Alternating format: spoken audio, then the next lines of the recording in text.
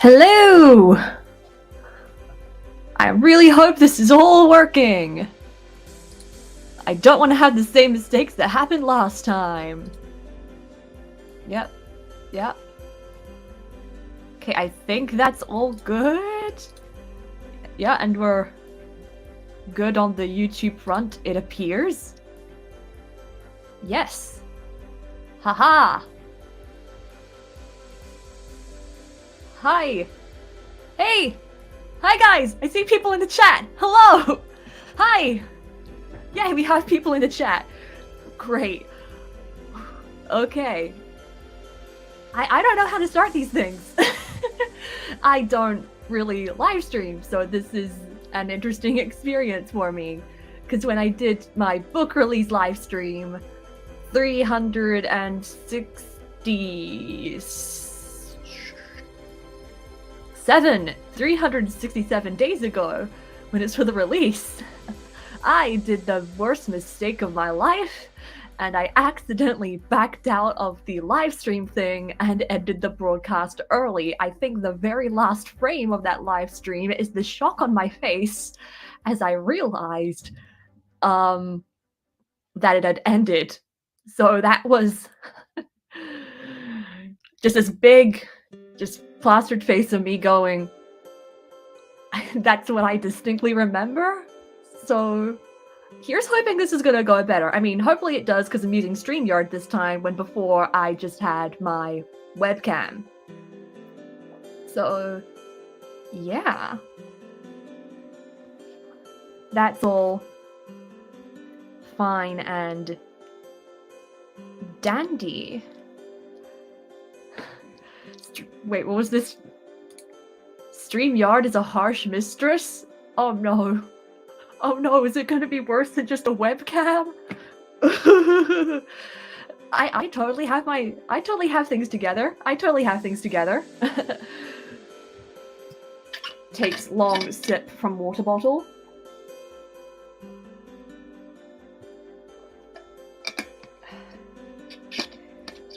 Hydrate, guys. Gotta stay hydrated.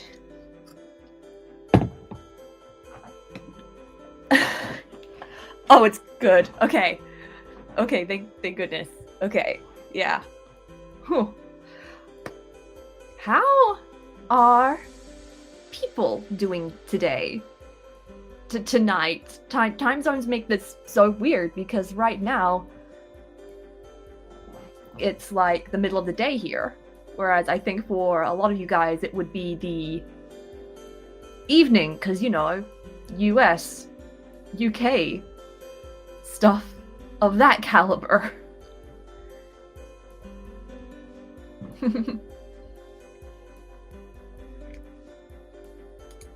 Oh my god, 35 degrees? I'm impressed that you managed to get the Celsius for that, Ben, as well. I mean, you probably just use a conversion site, but yeah. We've got the opposite here. I'm layered. My hands are cold, but not quite cold enough for gloves, and I don't want to, like, wave around gloves on the screen, the stream. What is the English language? Yeah, I know how to write, but I don't know how to speak. I don't know how to present. Google is your friend. Got it, Ben. Nice. Alright. So yeah. Awesome stuff. Hey, Lauren Adele! Hello! Thank you for joining! Hi! We got people coming in. Yes, that was the biggest fear kind of thing I had. Cool. But yeah, we've got, you know, some exciting stuff going today. Yes, thank you. I love little bits of praise. Give me all the praise. So yeah, of course, we've got game type things. We got, what was my plan? There was, Would You Rather? ASTER'S Coda edition. There's a quiz. There's gonna be a Q&A coming up as well. We love a good Q&A type thing. And of course, little giveaway things. Like these. Like my girl, Abby Tucker. Like bookmarks. I love how it's mirrored, at least on my end. And you got little greeting cards, and of course, the big gun. God, it's so shiny. Thank you, Window, for making the gloss of this lovely signed copy stand out so much. Yay! Yes, we've got some real good stuff coming at you. Gotta love that. Okay. Don't mind the flapping pages of my notebook. I'm having to use my MacBook microphone today because last night, while playing Dungeons and Dragons, I realized that the usual mic I would use for these kinds of things, this lovely blue snowball microphone here, it decided to bust. So now whenever you plug it in and speak into it, you don't hear me speak. You just hear static, which is absolutely fantastic. Oh, it's... Okay, whoa. Cover is so pretty, isn't it? I forever have, like, fallen in love with this cover. Like, the moment I saw the first renditions of it, it's just precious. I'm like Gollum with this book. I mean, I have my own copy, so I don't have to be as Gollum-y. Yeah, rest in peace to the mic. It was a very good mic. It lasted me for quite a while, like 4 years, I think, maybe more. It helped me get through radio production papers in university, so that is fantastic.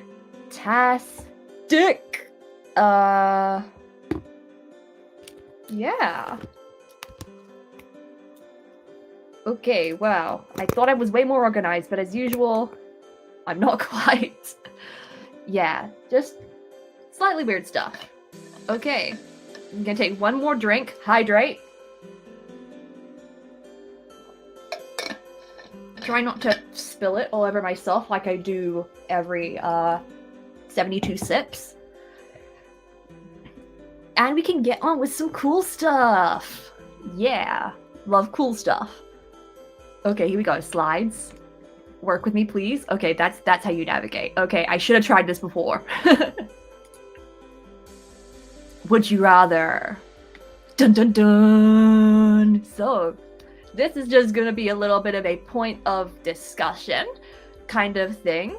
So, this would you rather, we're gonna go through some of the powers and the abilities that people have in this ASTER'S Coda world.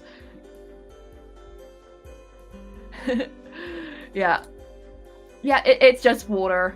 Even if I did drink, I think it's a bit too early in the day, and I'm a bit too busy after this to be able to do it. But yeah, this little would you rather, so there's going to be 2 powers or abilities that are going to be on this here screen. Yes, that's how pointing works. I'm mirrored. I've got to remember that I'm mirrored on this. And we're going to have a little bit of a discussion. We're going to decide which power that each of us would rather have. It's 5 o'clock somewhere. It's 5 o'clock somewhere. Yes, it might be. But as I said before, I'm busy. Today is hectic for me. Not just because of this live stream, although if it's chaotic in the live stream, to a degree, I will welcome that. Okay, anyway, would you rather? So, 2 powers are going to be up on this slide screen thing, and we're gonna chat about them. I can explain some of them a little bit further, how they fit into the context of my book, because this is what we're doing, celebrating my book. This! And I dropped stuff. Okay. We're gonna decide which one's better, which one we'd rather have. I don't know, up to you guys. We can just chat about it. So, first off, would you rather control and read minds or remote access electronics? Yeah, love that stuff. So, of course, you got your controlling and your reading minds, the typical powers of the telekinetics in my world.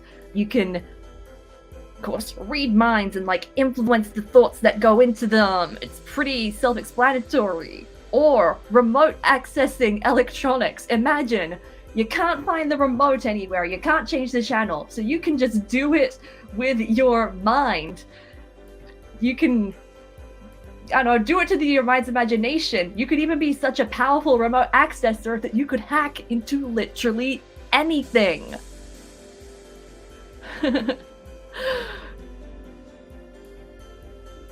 Just seeing some of the chat stuff now.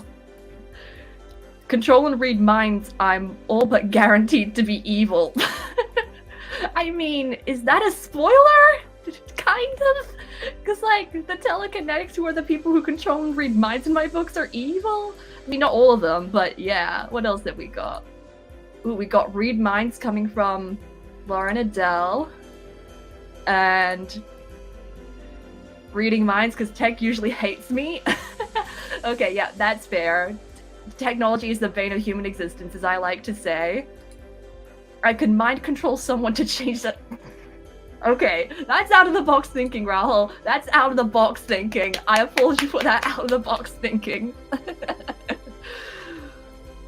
Yeah, it looks like controlling and reading minds is the one that would seemingly win this would you rather have. Yeah. But, like, I don't know, remote accessing electronics, I think Yeah, I think, I don't know, because it's like, the human mind, it's a mess, and technology is a mess as well, so which of the messes would you rather control? I'd take control too, but use it for pranks. Ooh. Ooh, that's... wow.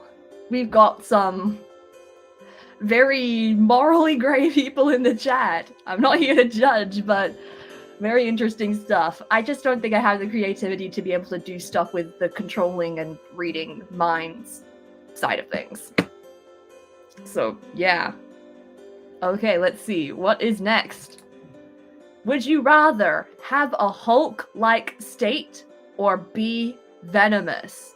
Let's dive a bit more into this. So, of course, the Hulk-like state, everybody knows what the Hulk is like, but you still don't have, like, you might not have control over it, you know, being filled with so much rage that you just become absolutely destructive and lethal. That's something. Versus venomous. Now, I'm not necessarily saying that for this venom to work, you have to bite people. There's probably other ways to get the venom out of your system, but, like, venom could be useful. Possibly. You could, like, put it in someone's drink, or... wait, that's poison. Did I get venom and poison mixed up? You could, like, coat, like, arrows with the venom. What am I saying? Am I trying to, like... I don't know if I'm trying to do it, because I think with these two, the Hulk-like state, that one's more powerful but hard to control, whereas the Venom one would be much more easy to control, but you wouldn't be as powerful as Hulk-like state kind of people. Looks like Venom is winning. Yeah, because, like, the whole not needing to hurt people, like JM Chaley is saying.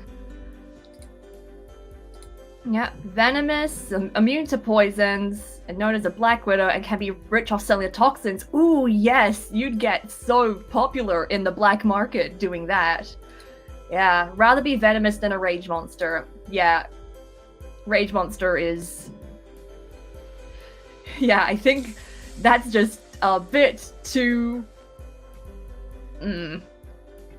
yeah. Okay. Yeah, I agree with you guys as well, like... I'd rather hurt people...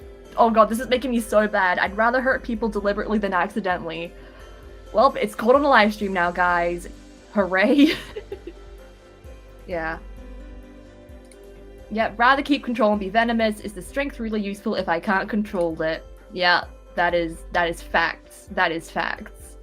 Okay, how about we move on to the next one?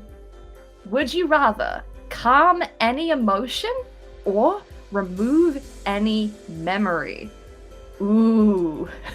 I don't know why I said it like that. So yes, calming any emotion. This could apply to yourself. This could apply to other people. They're just so angry or so sad or anxious that you could just, I don't know, say 5 words and then they would be able to calm down from whatever they're feeling. Then there's removing any memory.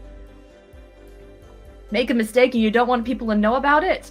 Removing memories. If there's something that's troubling you that you don't want to remember, like a song that you keep hearing on the radio, you could remove that memory. Or a personal favorite of mine. You know that feeling where you want to read books for the first time again, or see movies for the first time again? Remove that memory and you can feel that sensation all over again. Yeah. Yes, Lauren, yeah. You can remove other people's memories as well. You could do it, I don't know, consensually, non-consensually, depends what side of the moral spectrum you're on. Yeah. Alright, let's see. Ooh, this one seems to be a little bit half and half. Calm any emotion. Yeah. Memories you'd like to remove, but still going with calming emotions. Yeah. Calming emotions. remove memories, you can just remove what's making someone angry. Ooh, Rahul, you think outside of the box a lot, my friend. Emotions, being an empath, being able to calm yourself would help, and removing memories never goes well in books. Just rely on stories, yeah. Plus, removing some of my own memories is beneficial. Yeah. Yeah, I'm in like a kind of position where I feel like calming any emotion would be very helpful, because, you know, mental health, not always the greatest. Calming any emotion could be very helpful with that, and with helping other people if they so want it. Removing any memory,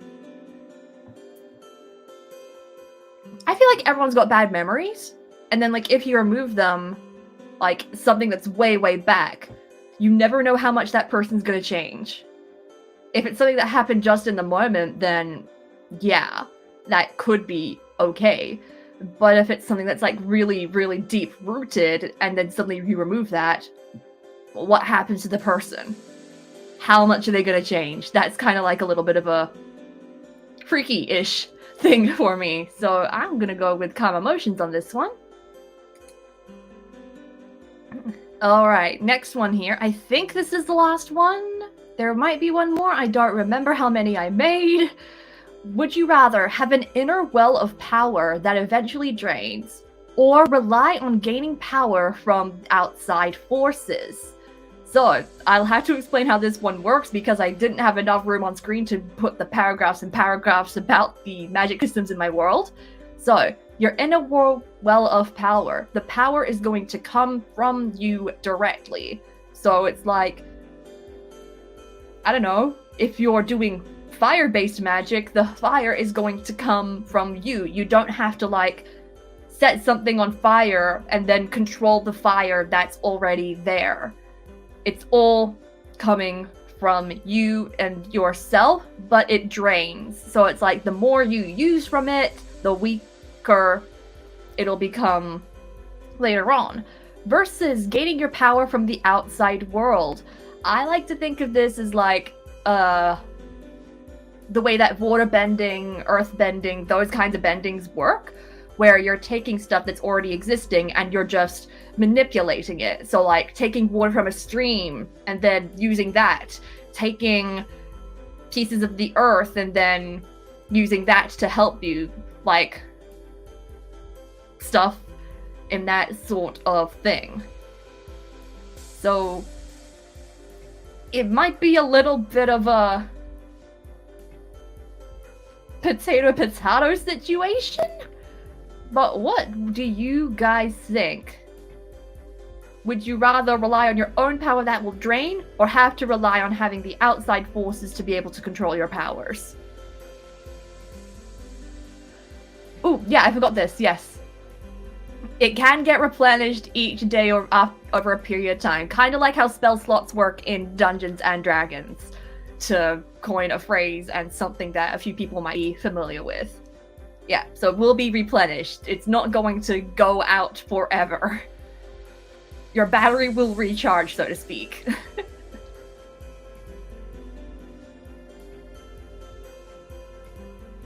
Alright, let's see what people are saying. We got outside world, inner fire, nice. Outside world, inner well. Ooh, quite a mixed bag here. Yeah. Yeah, I'm a bit on the fence about this one as well, because I think, I don't know, I just feel like certain ones would be useful in certain situations. So there is like a bit of security with that inner well, where it's like, if you need it, you will have it. Versus like, you need to have it around you from the outside world. I guess it will also depend what kind of magic that you would be using it from. So, like, yeah, fire would probably be a bit more difficult to get stuff from, unless, I don't know, you go into the full physics of fire, like, you just get the chemicals or something out of the air that makes fire. I don't know. I dropped science the first chance that I could. Science people, help me out in the comments. Yeah, it could be something to do with that. It could be...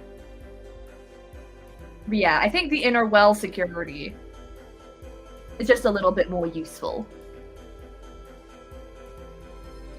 Okay. Oh yeah, that was the last of it. I thought there was more, but that was it. Maybe I...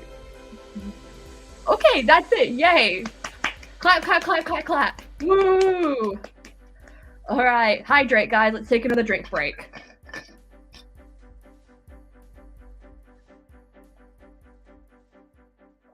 Wow, that was a... I decided to drink a lot, and I might regret that. Okay, no, I'm fine. I'm fine. Yes, woo, that was fun. Hydrate. Nice.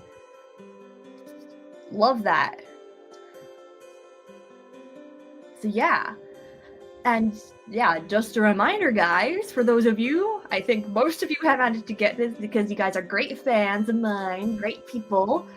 But you can still get yourself my ebook version of ASTER'S Coda Exposure in the description for $1. There would be like a books to read link in the description.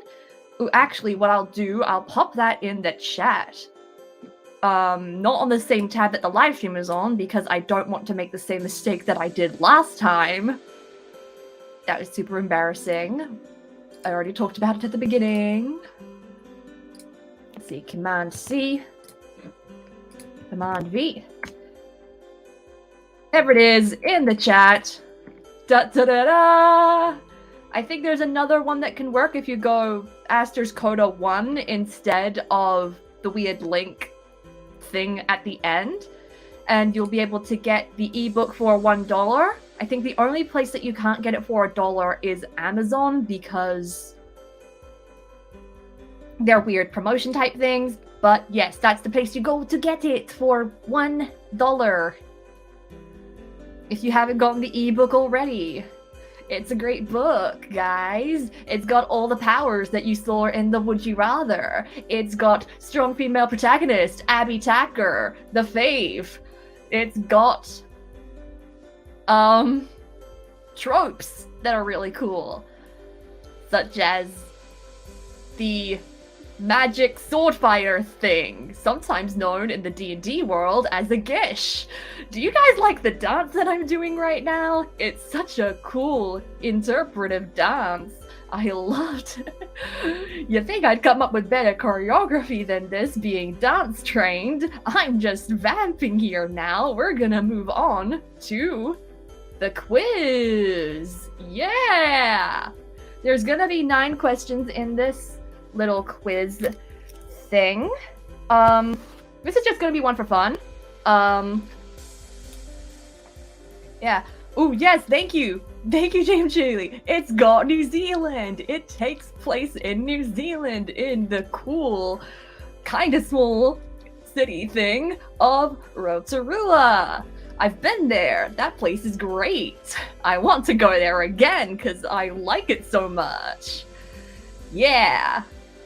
Okay. So yeah, we got the quiz. We've got 9 questions.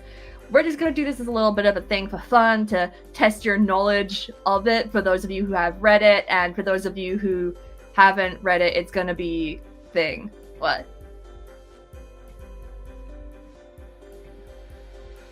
So let's see, wait. It's going to be an MCQ. I have to Google what that means, Rahul. MCQ. Oh. It's just ABC.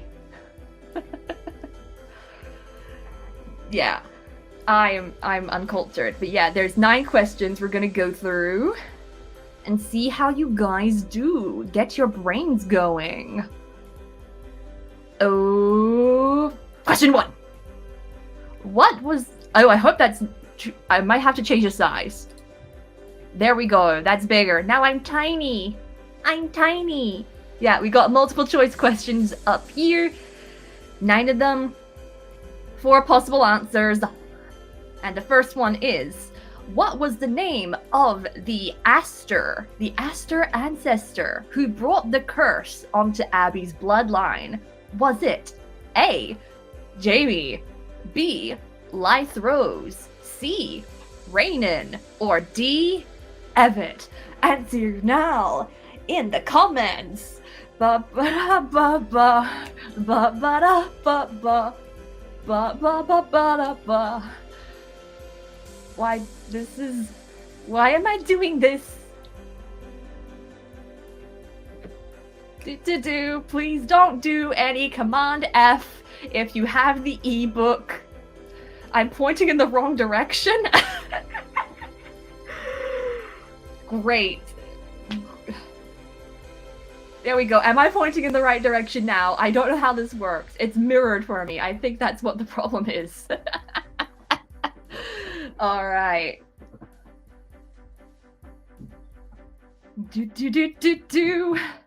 Maybe I should put a timer on this. I think that will be a good idea to make this go by faster and stop me having to do my special quiz song. Yeah, okay.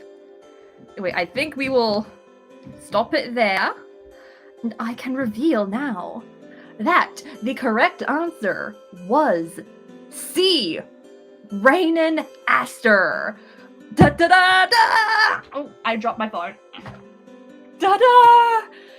Alright, so who got that one right? Okay, Rahul quickly changed their answer in time, and Ben got that one right. Well done, guys. So yes, in the prologue, we see the first story of Rainan Aster. Kind of.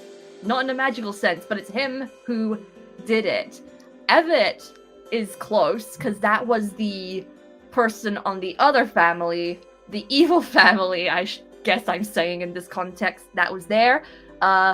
Jamie, that's just Abby's mom. And then Lythe Rose, that's another ancestor. We're going to be finding out more about them later on in the series. I think she's mentioned. Yes, I mentioned her in book 2 because I finished writing that. She's mentioned. All right. Question 2. When an overlap occurs, what about one world connects it to the other? Is it A, the latitude and longitude of both worlds? No, it's this side, isn't it? There we go. Is it B, it's natural geographic similarities? So if there is a mountain on one side of the overlap, there will be a mountain on the other side of the overlap nearby. Is it C, it's a common place to teleport to? Or D, it's just totally random? I'll put on the timer.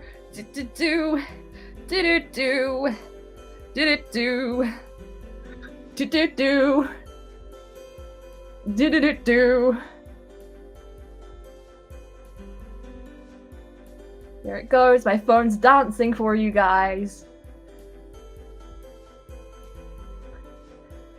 Da da da da da. Da da da. Da da da. A, B, C, or D? How hard can it be? Do. I should do improv comedy.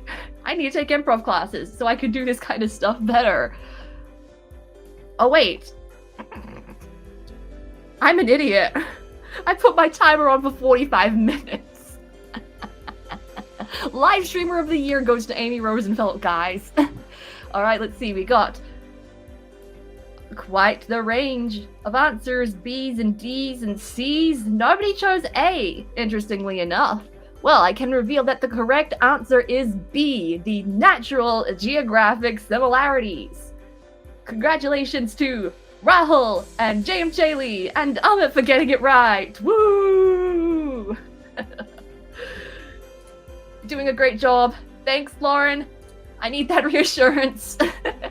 So yes, the way that the overlaps connect is that doesn't really matter where they are in opposite worlds, but the way that it connects is that there's similar geographic things. So for instance, what connects Rotorua to the place where the sub-rosa is, which I can't remember off the top of my head, is both our major geothermal hotspots. Lots of steam and minerals in the ground. That's cool. Alright, here we go. How is Abby related to Rocco? 'Cause they are brother and sister, but in what ways are they brother and sister? Is it A, Rocco was adopted? Is it B, they share the same mother? C comes after B. C, they share the same father. Or is it D, they share the same mother and father? Here we go. I'll make sure it's on seconds this time and not minutes. Like an absolute dunce. A, B, C, or D? How hard can it be? Do do do do do. Do do do do do do do do do do do do. Dancing with the horn. Do do do do do. Glad nobody can see me in my horn doing this, because this is really weird. Do do do do do do do do. Whoa, whoa, whoa. Ba ba do do do do do. Okay, I think we'll just stop it there. It looks like we got all our answers in. Yeah. Oh, majority of people got it right. The correct answer is C. They share the same father. Well done, guys! Yes. Yeah, so that's why Abby is the one who gets the Aster curse, because the Aster curse was on her mom's side, which Rocco is not related to in that way. They're half siblings on their father's side. Woo! We love interesting family dynamics. Next one. Which mist color signals a telekinetic that can possess people? Telekinetics being the creatures that come from Phaetos, one of the three worlds in the novel. And they turn into the mist which looks like smoke. And what color smoke determines that they are ones that can possess? Is it blue smoke? Is it green smoke? Is it red smoke? Or is it yellow smoke? The typical high school house colors. Fun fact. When I was in school in New Zealand, I had 2 different house colors across my entire schooling stuff.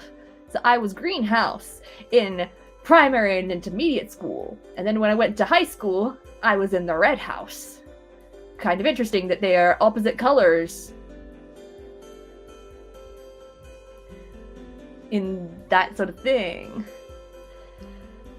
Da da da da da da da da da da da da da ba ba da ba da ba ba na na na da da da da da da da da da da da da.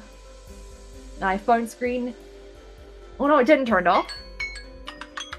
Should probably stop that. I feel like that ringtone's copyrighted. Okay, so let's see. Gosh, we literally have all colors from the rainbow here.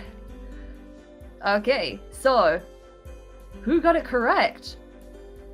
Rahul and Amit, you guys got it correct. Red is the correct answer. The red telekinetics are the ones that can possess. Although there's other kinds that can possess in different ways, which are going to be revealed in the next book. There's more colors than just these 4. There's orange telks, purple telks, and woo. Yeah. Ooh, green's. What do we got here? Green's the best color. Blue's my personal favorite. Yeah, we got a lot of blue telk representation in the second book of the series as well. Okay. Oh wait, that was our greenhouse color intermediate. Yes, I remember that now. I think I remember that it was so long compared to everyone else and kind of hard to pronounce. I don't remember if we made a nickname for it or even like used our name, but yeah. We're at the halfway point. So, D&D, Dungeons and Dragons, it's a cool game. I play it a lot. I'm a little bit obsessed with it. Helped me create different kinds of creatures and races in my own ASTER'S Coda book. But which of the Dungeons and Dragons races was not reskinned and renamed? So you're looking for the one that was not. So 3 of these are included and represented, but one of them is not. So we've got the Tiefling as a typically horned creature with infernal lineage. We've got B, lizard folk, which is basically a walking lizard. You got C, the Tabaxi, which is a walking cat.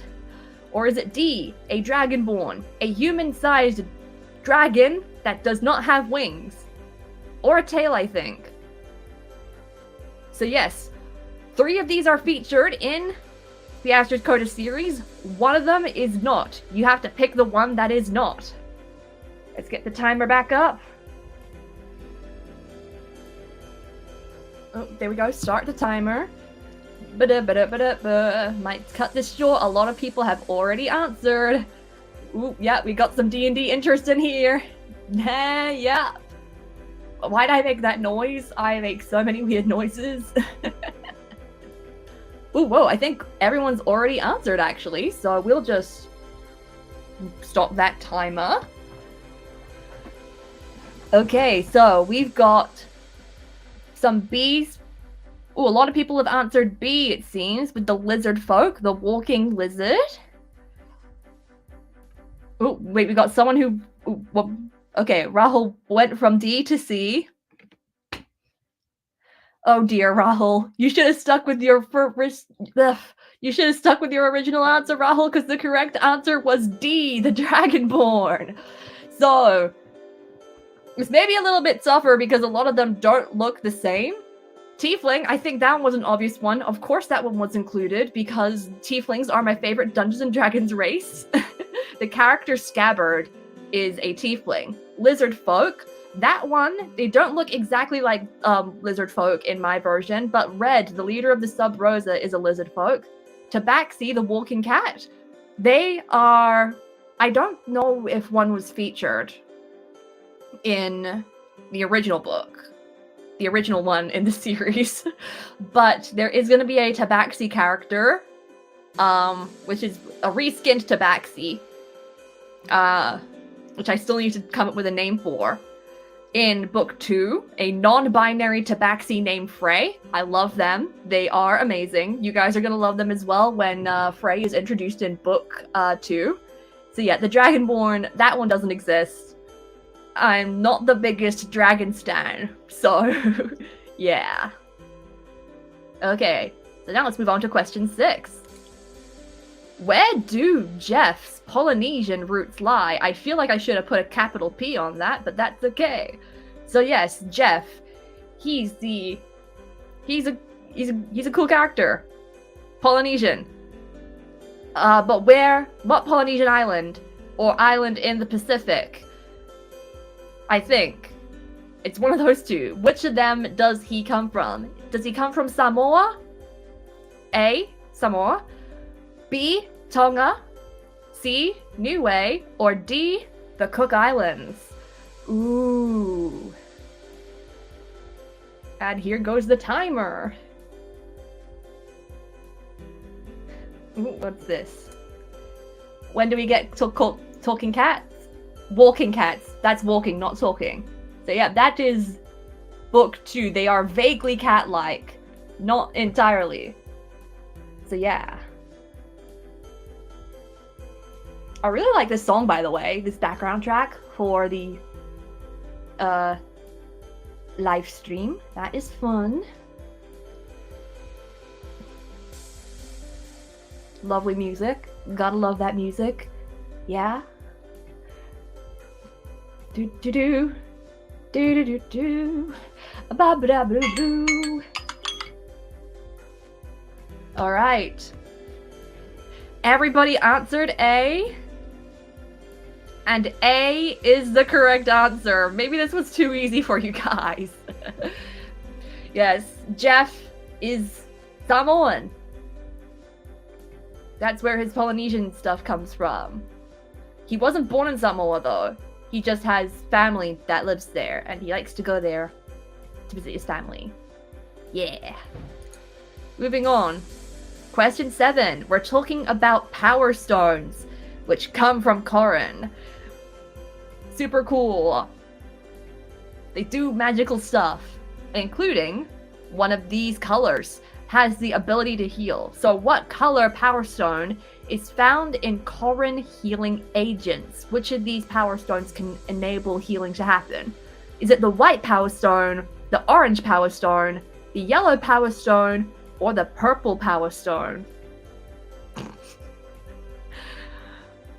Oh my god. I see you guys. My husband is Samoan Talofa. For those of you who don't know, I forgot about that. It's a politics joke. It's a politics joke about someone who was like, one of our New Zealand politicians was like asking, how are you gonna help out the Polynesian community? And their answer was, my husband is Samoan, so Talofa. I forgot about that. I forgot about that. This was written before that thing came out, by the way. Yeah. Oh, time is up. Alright, ooh.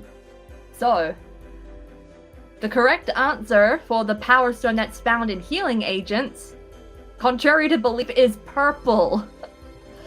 Tripped you up a little bit. I know white is often used with healing-based stuff, but purple is the correct answer. So the way that these Power Stones work, which will be explained later, is that there are 5 different Power Stones. I only included 4 here, because A, B, C, D. And each of them was like made by one of the gods that created the world of Corrin, and each of them had their own domain. And purple, the purple Power Stone was made by the goddess of time. And so the purple Power Stone is able to help things heal quickly because it's just making time work faster. That being said, the purple Power Stone can also be used to quickly damage people as well, in that kind of sense. So, if I remember correctly. So white, that Power Stone is used for space. So we got space and time. So white is often used for teleporting. Orange, that's used for matter. So made by the god of matter, basically. And it's used as like a signaling device type thing. And then the yellow Power Stone, that one is energy. So it's often used as batteries and power sources. And later Abby uses them to gain electric powers and manipulate them, which is cool. And then the blue Power Stone, which is not mentioned here, that one is made by the deity, the Corrin deity of the soul. And it's very rare because people really abused it a lot when it was very abundant, and now it is gone. Okay, here we go. What is Abby's sexuality?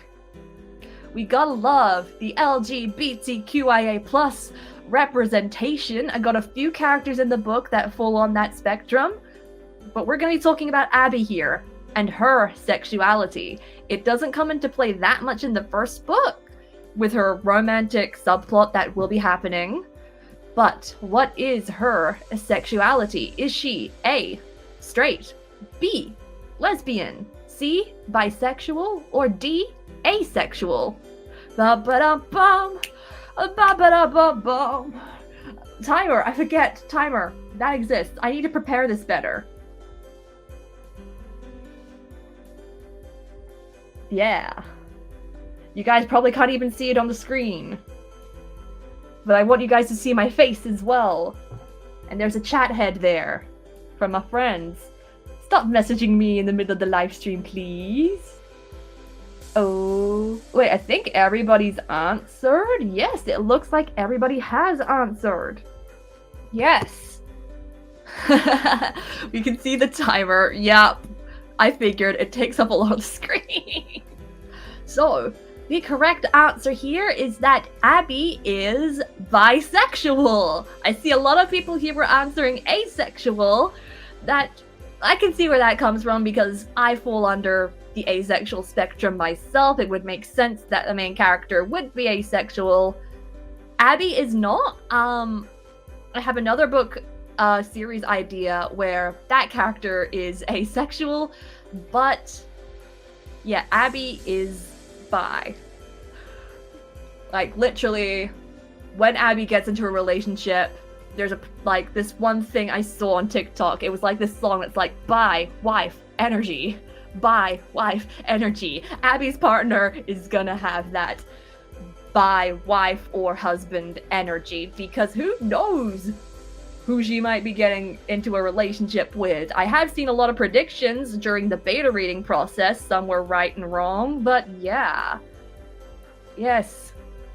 Yes, hello! Thank you for joining! Thank you for coming! Hi! So yeah. But I don't know, I've got an asexual character coming up. I'm still trying to plan the series around them, but yeah. I'm looking forward to representing the aces someday. I will say this though, there is a character in ASTER'S Coda that is asexual. Canary is asexual. Just a little fun fact. Yeah. Okay, this is the last question. Why is Abby called Canary by Nate, Jeff, and Eli, the trio of people who torment her at the start of the book in high school? So, Canary is the nickname that she took on and she didn't really like, but she keeps calling it anyway because that's what people do. So why is she called a canary? Is it because A, her hair matches a canary's feathers? B, Abby snitches or cries out for help like canaries did to help out minors?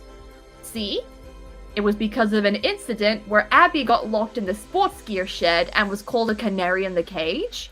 Or is it D, she is flighty and quick to escape from them and was called canary because it's a bird?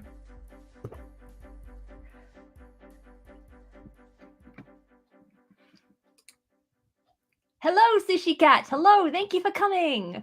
Welcome.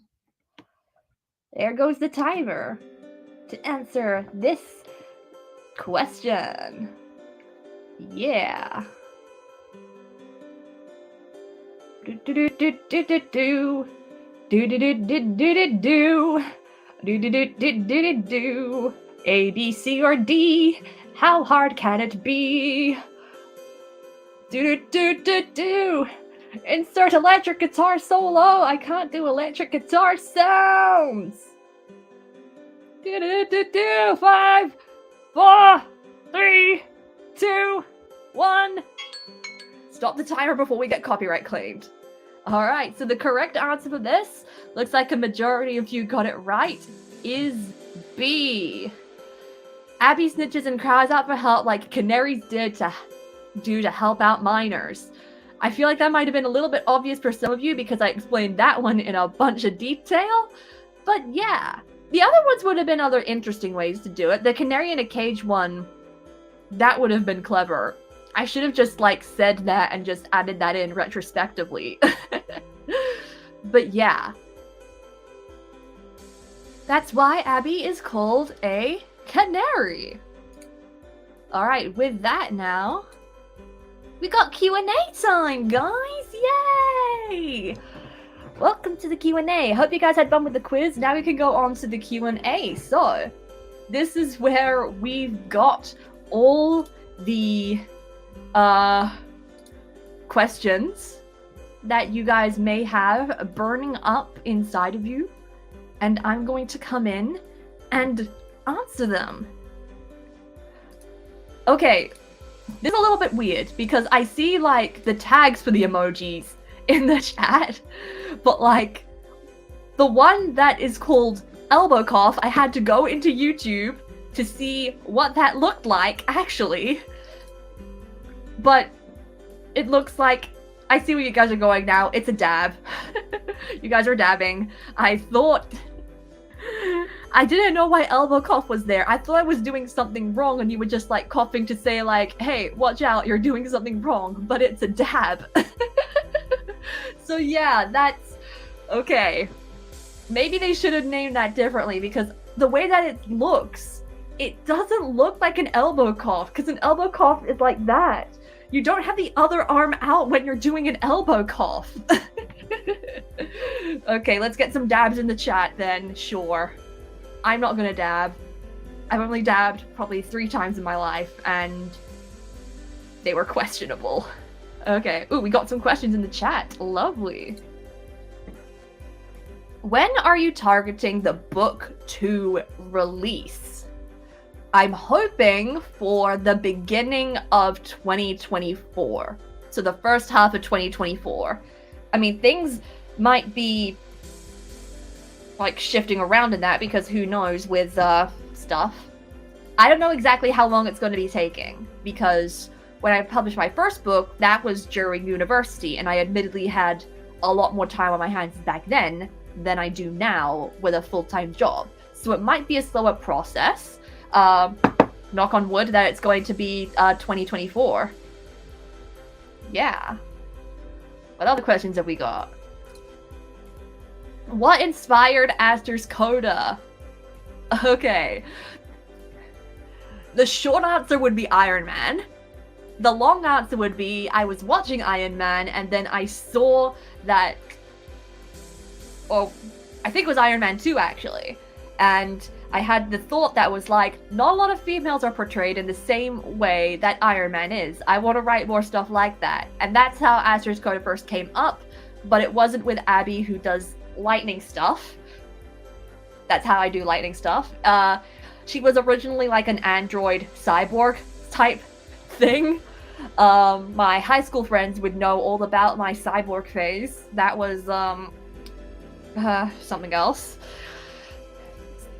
But then I decided that didn't fit into a fantasy world because I wanted to write a fantasy and not a sci-fi around it. And yeah, Abby's now electric stuff. So that would be like the main root of inspiration. But other things that inspired me throughout have been Percy Jackson's writing style, the anime Ruby, what else is there? The Elemental series by Bridget Kemmerer, that's been another one. So I think those would be the main inspirations, but the very root inspiration of it all would have been Iron Man, which is kind of weird because I'm not as big of a Marvel fan as I used to be.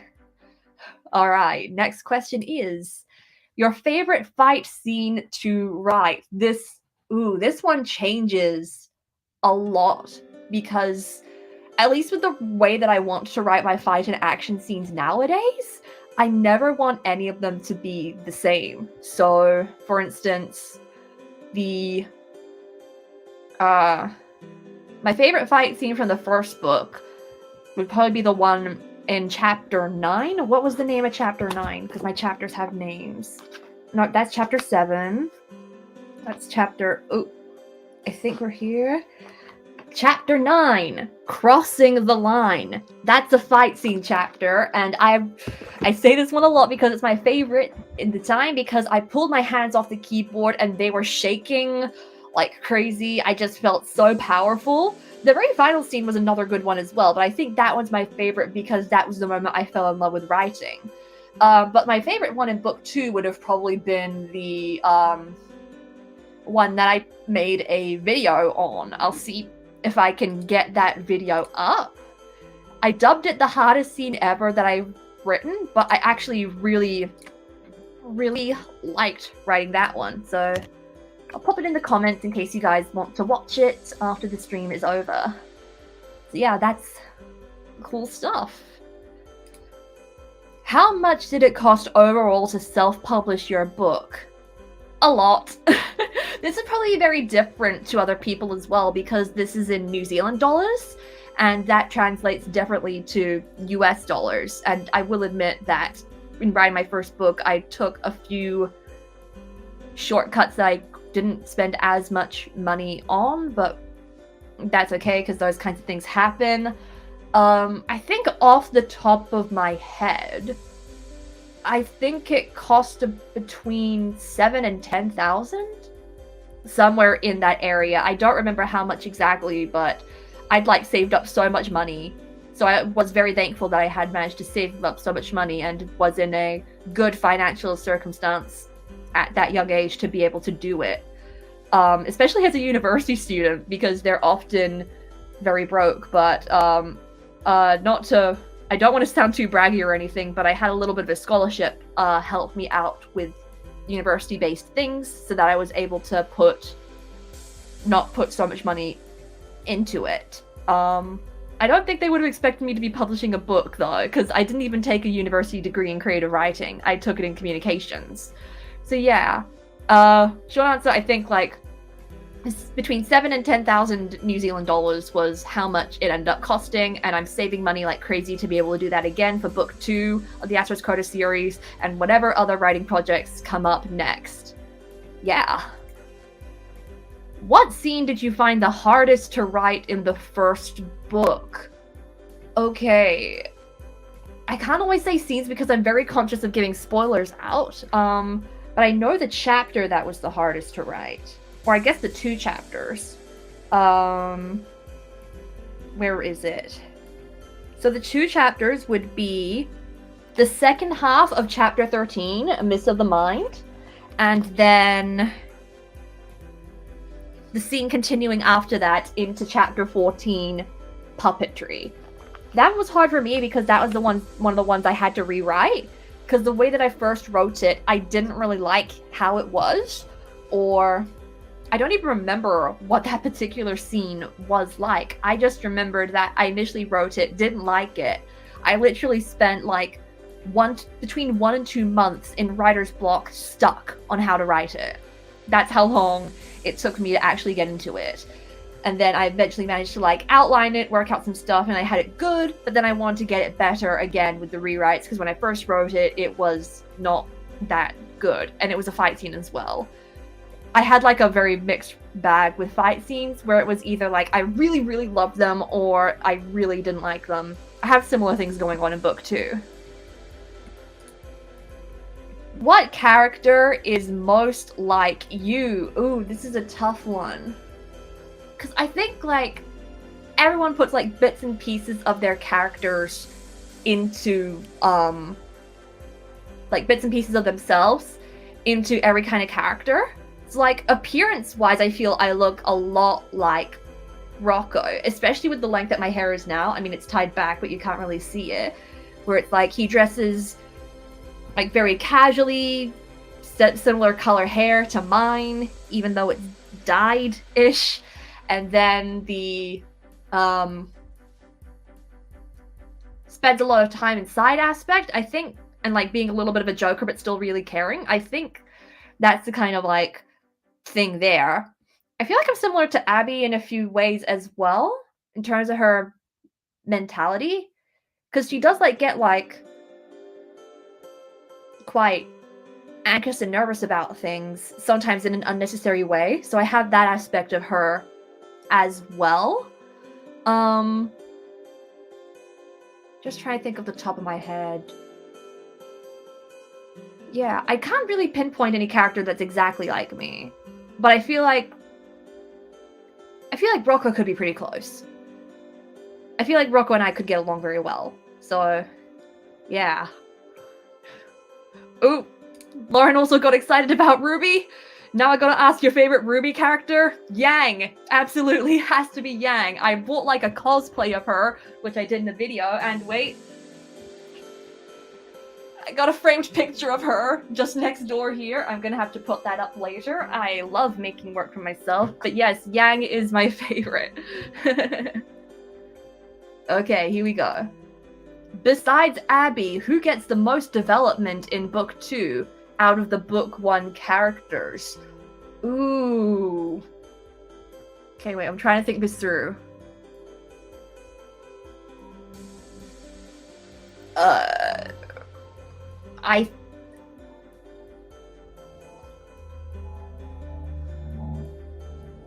No, he gets more development later on. I think it's Jada. Yeah, I think it's Jada. She gets a bit more of a spotlight in book 2 compared to book 1.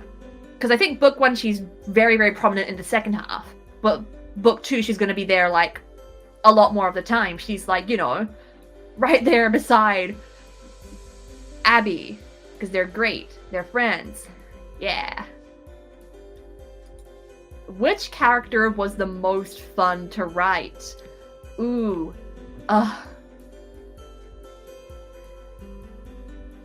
I think I'll answer this for both book 1 and book 2 because there are some characters in book 2 that were like really, really fun to write versus book 1. I think in book 1 I really liked writing Jeff. Just because of like his complexities and the ways that he reacts. Some of the lines that he had were absolutely fantastic, personally. I'm trying to remember one off the top of my head. I think one of them was like...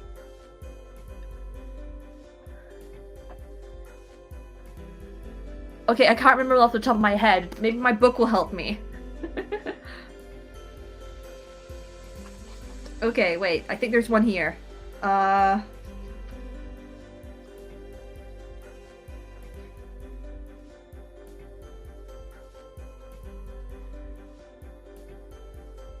Oh wait, I remember it now. It was the one that I use when I promote his character a lot. You're calling... It was like something to do with like, monster, say that again when you think I'm fighting someone inside of you. Or it was something along those lines. Like, those were some among some of the favorite lines that I have written has been from Jess. In terms of book 2, though, this is a character you'll be meeting then, Diath. Diath is a very fun character to write. He gets introduced in book 2, and yeah, it's... oh gosh. He's a villain, I'll say that much. It's not a spoiler that Diath is a villain, but he's like one of my favorite kinds of villains, where he's like super charming and super insane. I love those kinds of villains, where... what was one example I had? It's like he appears, and then Abby like does like a very big attack on him, and then he just stands there like, gosh, that's rude, I didn't even get to introduce myself. I just love the moments like that with that particular character. You guys are gonna love Diath when he comes in book 2. He's up there. He's up there, definitely. Who would play Abby in a movie? Fresh talent. I definitely have fresh talent in mind for Abby because, you know, she's a teen, and I don't want to get, like, any cases, with, like, Mean Girls, where it's like a 30-year-old playing a teenager, or Grease, where it's like someone who's like close to 40 playing a teenager. I wouldn't want to have any stuff like that, so I'd rather get fresh talent. I have had ideas for some of the more adult cast members that feature within the ASTER'S Coda series. Like Abby's mom, Jamie. I really, really, really had a vision of her, like, probably a year ago, where I thought, you know who would make a good Jamie Tacker? Marisha Ray. So Marisha Ray is Abby's mom, even though it's kind of a minor role. If it was put into a TV series or something, she could be there for a bunch of flashbacks. Lordick, the main villain. Oh my god, I don't remember the actor's name, but he played Freddie Mercury in Bohemian Rhapsody. That's who I'm envisioning as the guy playing Lordick. And then... those are the only two off the top of my head. I had others. Rain and Aster, played by Brian Deckard. Then... there's another character that's getting introduced in book 2, which would be played by John Boyega.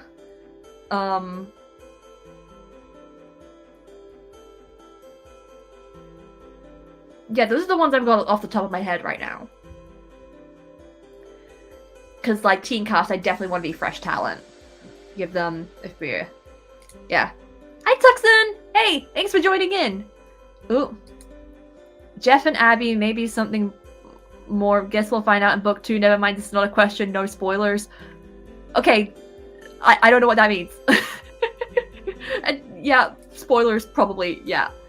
I know you mentioned that you started writing ASTER'S Coda ages ago, but could you explain how different it was from the published version? Yeah. Oh, wait. Rami Malek. Yeah, that was the name of the actor. Thank you, Rahul. Yeah. So, back to this question here. Oh, boy. It was different in a lot of ways. I was gonna do, like, reading some of my old versions of it, but I was trying to get the copies for that, and I couldn't. Because just trying to get the laptops and the files to coordinate for this was an absolute nuisance, or like trying to get the chapters printed out. I was going to read them. Phew, I didn't. If you want to take like a first-hand look, there was a video that I posted last year about that. Let me see if I can find it in my plethora of YouTube videos. According to my channel, I've got 99 videos, which is quite a feat. Ooh, here it is. I found the video. I'm posting a lot of video references for you guys. You guys are going to have a lot of material. Yeah. There we go. Just posted it in the comments there. So, of course, we had Abby being a cyborg instead of a core electric. That was weird. And then other ways that it was different. I think I had 2 worlds instead of 3. And then I decided 3 worlds would be better because of the conflict-based stuff and how I wanted to have the different magics in the different worlds. Vex, the character Vex, with the codename Vex, he has the Holt-like state that makes him turn into a monster kind of thing called an Emrage. Instead of that, I had him turn into a tiger when he got angry, which was like, I decided to change that up because it's like, why would there be a tiger in another world? That just doesn't make sense. They'd have their own creatures, not just tigers. And then, of course, the plot. I actually got a cohesive plot in place for the first book. The second book had a more of a cohesive plot, but the first book, it didn't have any. It felt like the first act in a 3-act structure, where it was like Abby was still getting introduced to everything and trying to work stuff out. She didn't have any clear goals except try and work out what is happening, and that just made for a weak plot. Yeah. So yeah. When's the Wattpad limited edition release? The year 2237. When, as pessimistic as I say it is, humanity probably wouldn't exist by then. Which basically means it's not gonna happen. I don't have plans to return to Wattpad and make limited edition release. Do you have an idea for the cover of book 2? Well, it's gonna be following a similar format to this. I won't say what's in, or do I want to? I'll save that for the cover reveal, but the hints are gonna be this template here, and the color is gonna be yellow and gold. That's the color schemes I'm going. So instead of the blues, we're gonna have yellow and gold things on it. Ooh, I wonder what it could be. Ooh. When can I get a signed copy? Wow. Okay, first off, just wow. And second, I think it's time we do the giveaway. So you timed that perfectly as much as I'm of how you say it. So yeah. What have we got in this little pack here? The card. The character arc. The bookmark. The signed copy.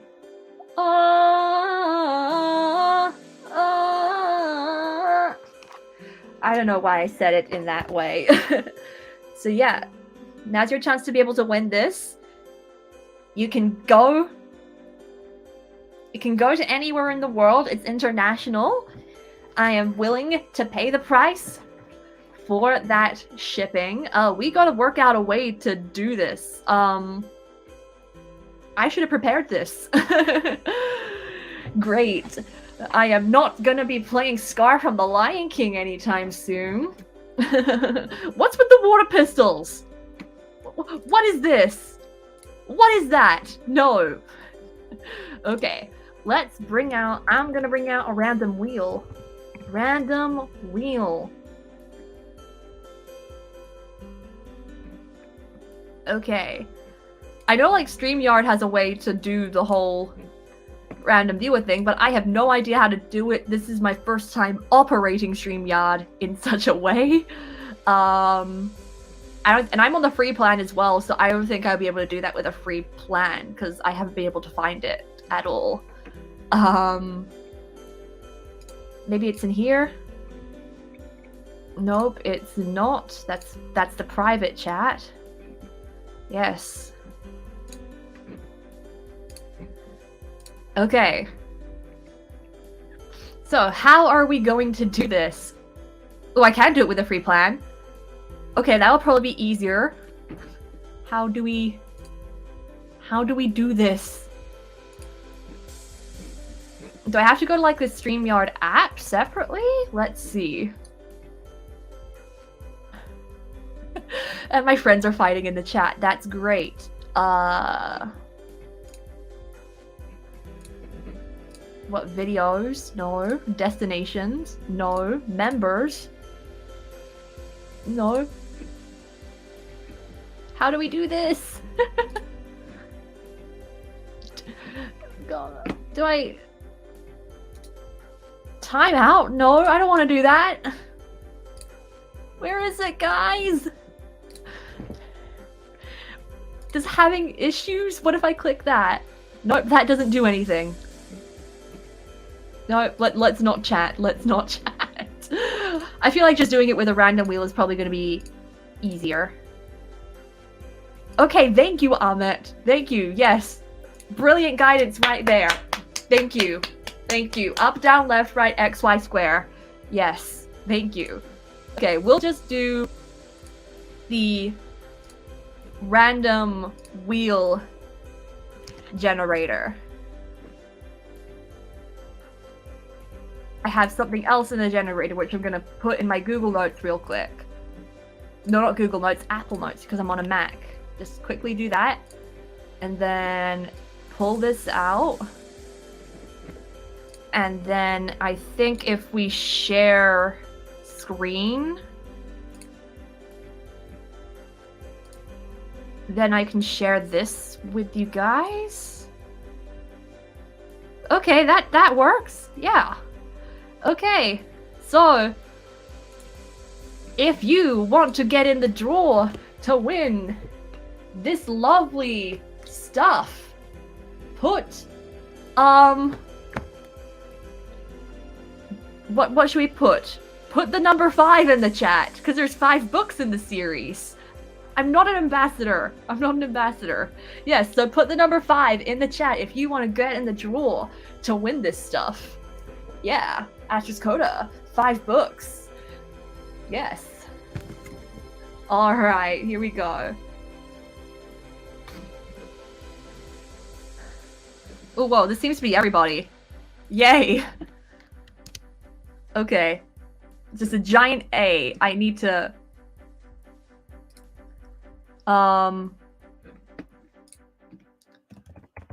just put your usernames in here. Then there's... Yes. And then... Sushi Cat.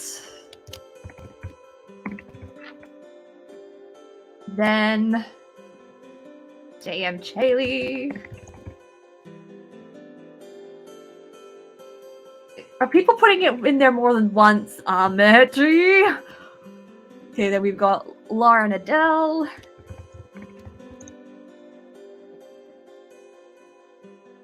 And then we got Ben Picker running to right. Here's our wheel, guys. Okay. It was for Unimerlian. Okay. Perhaps. Did she say that she wanted to in the chat? I don't know. What's with the eyes? Ooh, and then we got also here Nicole Blind Mage. I don't know how to spell mage. There we go. Finally got that typing right in the chat. Okay. So, yeah. Also, because I've got like a ton of these available, if you guys want...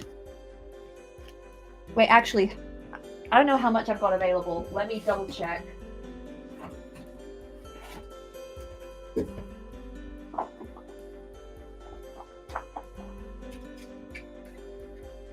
This is what I've got for bookmarks and character cards. There's a lot here, so yeah, because you know you guys are all troopers. You guys are all troopers. If you want to get bookmarks or character arcs or maybe like a cute little greeting card from me, you guys can all get yourself one. You can just contact me, however it is that usually contact me. My Instagram messages and TikTok messages at Amy Ryder Rose. You can send me a message there. You can send me an email, amyryderrose@gmail.com. So yeah, you guys are such troopers that you guys are gonna get stuff. Yay! Yay! And I put them back over there. No, Rahul, the wheel is for the signed copy. The wheel's for the signed copy. Because I sadly do not have 6. I gotta save some for the TikTok and the Instagram giveaways as well. So, with that, oh, lovely advertising there. Don't want to know about that. Are we ready to find out who wins the sign? Wait, you want your name removed, Rahul? Are you sure? Okay, here we go. You just wanted the character arc, I see, not the signed copy. Is that right? Am I correct? I hope so. Okay, I'm making things complicated. We're making things complicated. Alright, here we go. Are you ready, kids? Aye, aye, Captain. I can't hear you. Aye, aye, Captain. Oh.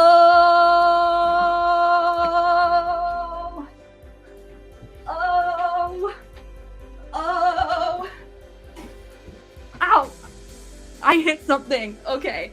Who's the winner? Who's the winner? Let me get back to the window. JM Jaylee has won the signed copy in this live stream. Congratulations, JM Jaylee. Let's get some applause in the chat for the signed copy, the character card, the bookmark, and a personalized greeting card message.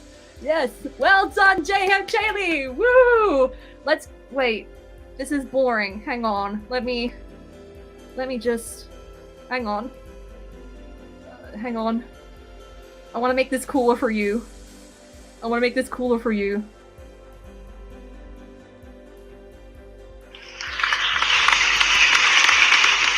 we go. Got a sound effect. Congratulations. We're applauding you. Congratulations, JM Jaylee. I hope you treasured that signed copy as much as I treasure my non-signed copy. And if you managed to miss out on getting a signed copy here, not to worry, there's going to be other chances for you to get signed copies over on my Instagram and my TikTok. There's posts and videos there for you to be able to still win, but you guys are still going to be getting some cool merch. So if you want to, just contact me on Instagram, TikTok, or my email, and I can get the postage stuff sorted for you guys.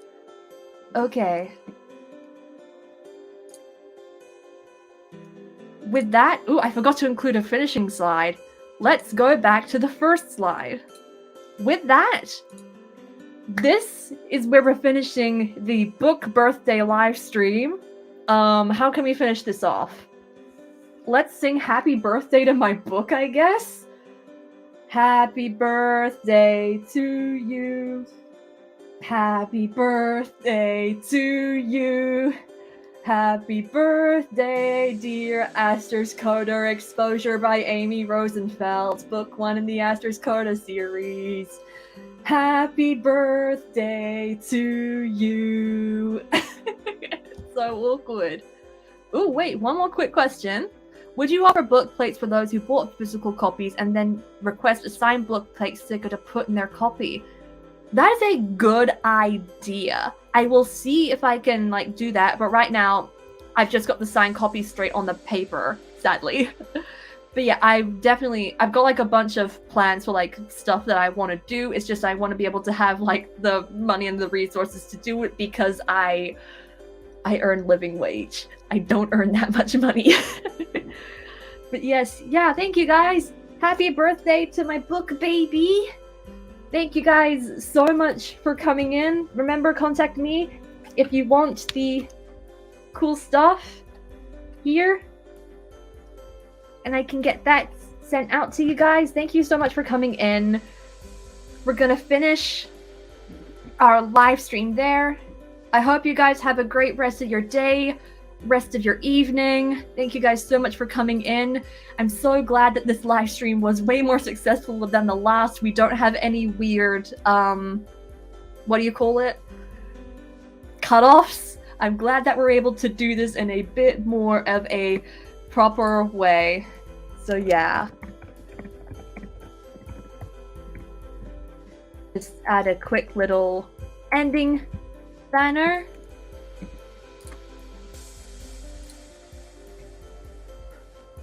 And then we'll hide that. So thank you guys so much.